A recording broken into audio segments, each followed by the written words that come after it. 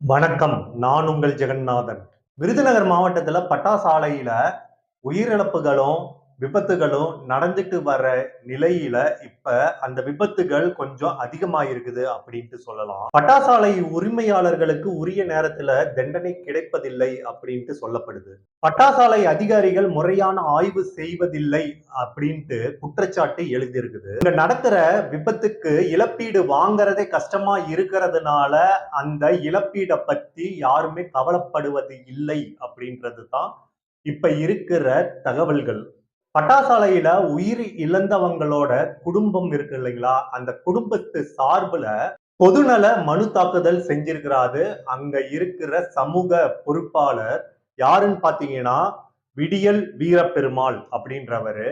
முந்தைய காலகட்டத்துல வழக்குகள் தொடர்பா பல்வேறு டேட்டாக்கள் திரட்டிட்டு வந்த நிலையில, வழக்குகள் விரைவுபடுத்திய புதிய மனு ஒன்றை தாக்கல் செய்ய போவதாக தெரிவிச்சிருக்கிறாரு.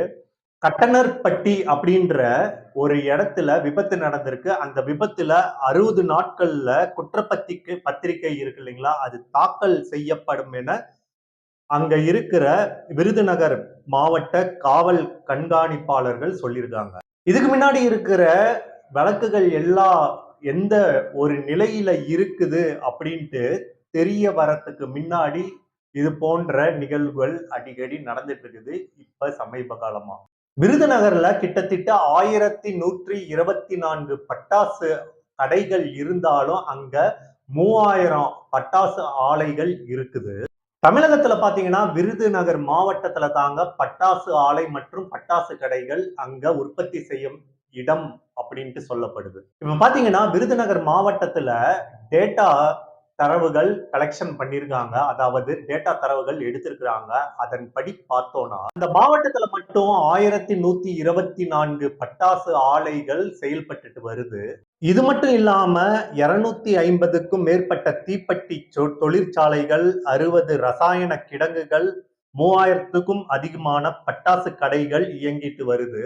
வெடிப்பொருட்களோட சட்டம் மற்றும் அதனோட விதியின்படி அந்த ஆலைகள் செயல்பட்டுட்டு வருது அப்படின்ட்டு தரவுகள் சொல்லுது. அதாவது டேட்டாக்கள் சொல்லுது. பட்டாசு ஆலைகளுக்கு உரிமம் வழங்கும் அதிகாரம் அங்க இருக்கிற மாவட்ட செயலாளருக்கு அந்த எல்லா உரிமமும் இருக்குது. அவர் நினைச்சாருன்னா உரிமம் வழங்கலாம், இல்லைன்னா அந்த உரிமையை ரத்து செய்யலாம். பட்டாசு ஆலைகள்ல ஏற்படும் விபத்துகள்ல ஏதாச்சும் உயிரிழப்பு ஏற்பட்டதுன்னா அந்த உரிமம் தற்காலிகமாக நிறுத்தப்படும். அது மட்டும் இல்லாம அங்க நடந்து வரும் எல்லா கான்வர்சேஷன்லயும் நிரூபிக்கப்பட்டதுன்னா அந்த உரிமம் முழுமையாக ரத்து செய்யப்படும். கடந்த ஏப்ரல் 19ஆம் தேதி அன்னைக்கு விருதுநகர்ல இருக்கிற கண்டனர் பட்டியில பட்டாசு ஆலையில விபத்து நடந்திருக்குது. அதுல பாத்தீங்கன்னா குறைஞ்சது 25 பேர் உயிர் இழந்திருக்காங்க. அந்த பட்டாசு ஆலை சம்பந்தப்பட்ட உரிமையாளர் பாத்தீங்கன்னா ஏப்ரல் 21ஆம் தேதி போய் அவரே சரணடைகிறாரு. அவங்க மீது உயிருக்கு ஆபத்து ஏற்படுத்தக்கூடும் வகையில் வெடிபொருட்களை கையாளுதல், சட்ட விதிகளை மீறுறது, இது போல குற்றப்பிரிவுகள்ல கிட்டத்தட்ட 6 பிரிவுகள் அவரு மேல குற்றம் சாட்டப்படுது. இந்த சம்பவத்துல பாத்தீங்கன்னா பட்டாசு ஆலைகள் ஞாயிற்றுக்கிழமையில இருக்கக்கூடாது, அது மட்டும் இல்லாம குத்தகைக்கும் விடக்கூடாது அப்படின்ட்டு சொல்லி இருந்த நிலையில அவங்க ஞாயிற்றுக்கிழமை பட்டாசு ஆலையை திறந்திருக்காங்க. அது மட்டும் இல்லாம குத்தகைக்கும் விட்டிருக்காங்க. விபத்துகள்ல பாத்தீங்கன்னா யாரும் தண்டிக்கப்படுவதில்லை அப்படின்ட்டு சொல்லப்படுது. ஆனா எத்தனை விதிகள் மீறல் இருந்தாலும், எவ்வளவு உயிரிழப்பு நிகழ்ந்தாலும் அந்த பட்டாசு ஆலை உரிமையாளர்கள் எதுவுமே யாருமே தண்டிக்கப்படுவதில்லை அப்படின்ட்டு தகவல்கள் தெரிவிக்குது. கடந்த 15 வருஷத்துல பல பட்டாசு ஆலை விபத்துகள் நடந்திருக்குது. இதுல பாத்தீங்கன்னா சம்பந்தப்பட்ட ஆலை, அதாவது பட்டாசு ஆலை உரிமையாளர்கள் யாருமே தண்டிக்கப்படுவதில்லை அப்படின்ட்டு டேட்டாக்கள் சொல்லுது. இந்த 10 ஆண்டுகளுக்கு மேலாக இந்த பட்டாசு ஆலை வெடி விபத்துல யாரையுமே தண்டிக்கப்படவில்லை அப்படின்ட்டு ஒரு புறம் இருந்தாலும் அதோட அடிப்படையில பல வழக்குகளும் இதுல தொடரப்பட்டு வந்துட்டு இருக்குது. கட்டணார்பட்டி பட்டாசு ஆலை விபத்தை தொடர்ந்து உயர் நீதிமன்றத்துல மனு தாக்கல் செய்யறாங்க அங்க வேலை செய்யறவங்க. அதுல என்ன சொல்லப்படுதுன்னா, ஏப்ரல் 27ஆம் தேதி மனு தாக்கல் செய்யப்படுது.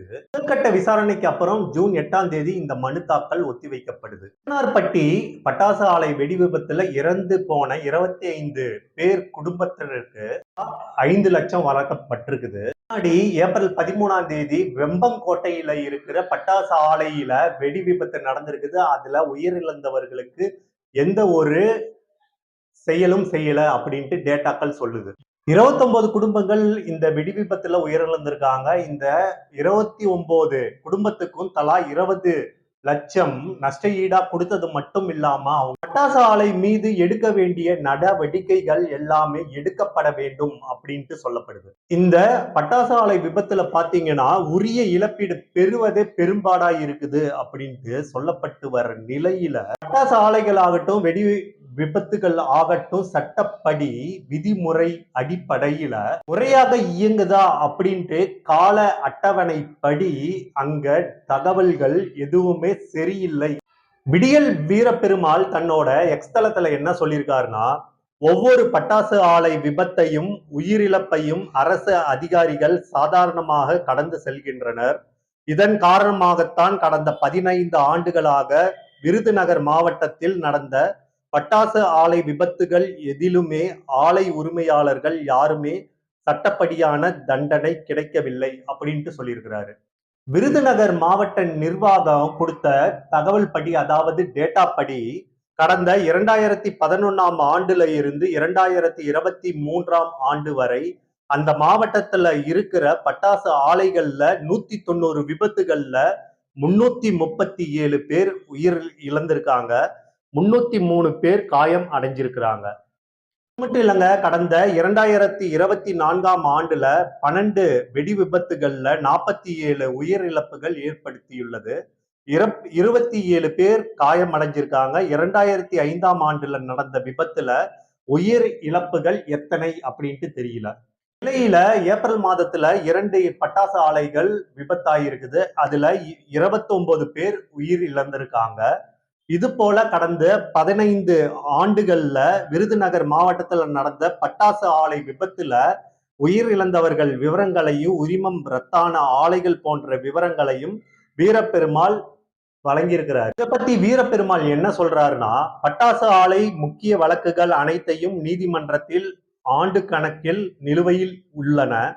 கடந்த 5 ஆண்டுகளில் விருதுநகர் மாவட்டத்தில் வெடி மூலப்பொருள் விதிமீறல் உச்சத்துக்கு போய்விட்டது. தொழில் போட்டியால் குத்தகைதாரர்கள் அதிகமாகிவிட்டார்கள். ஒரு நாளுக்கு 10 கிலோ வெடிமருந்துகள் தான் கலக்க வேண்டும் என்று விதி இருந்தால் அதைவிட பல மடங்குகள் அதிகமாக பயன்படுத்தி அவசர அவசரமாக விதிகளை மீறி பட்டாசு தயாரிக்கின்றனர் அப்படின்ட்டு சொல்லியிருக்காரு. பட்டாசு ஆலைகள்ல விபத்துகள் நடக்கும் போது இழப்பீடு தருவதை இழுத்தபடியா இருந்தா அதை எதிர்த்து போராடுவதற்கு பாதிக்கப்பட்ட குடும்பங்கள் யாரும் முன் வருவதில்லை அப்படின்ட்டு சொல்லப்படுது. அந்த 2021ஆம் ஆண்டு பட்டாசு ஆலை எங்கன்னா அச்சாங்குளத்துல இந்த பட்டாசு ஆலை விபத்துல 29 பேர் உயிர் இழந்திருக்கிறாங்க. வழக்கு பாத்தீங்கன்னா தேசிய பசுமை தீர்ப்பாயத்தின் தென் மண்டல கிளை தாமதமாக முன்வந்து வழக்க பதிவு செய்யப்பட்டிருக்குது. இதுல தீர்ப்பாயம் அமைந்த ஆணையம் இறந்தவங்க குடும்பத்துக்கு தலா 20 லட்சம் இழப்பீடும் 50% மேல் காயம் அடைந்தவர்களுக்கு தலா 15 லட்சமும் 25 இருந்து 50% காயமடைந்தோருக்கு தலா ரூபாய் 10 லட்சமும் 5 இருந்து 25% காயமடைந்தோருக்கு தலா 5 லட்சமும் சிறு காயம் அடைந்தோருக்கு தலா 2 லட்சம் வழங்க வேண்டும் என்று பரிந்துரை செய்யப்பட்டிருக்குது.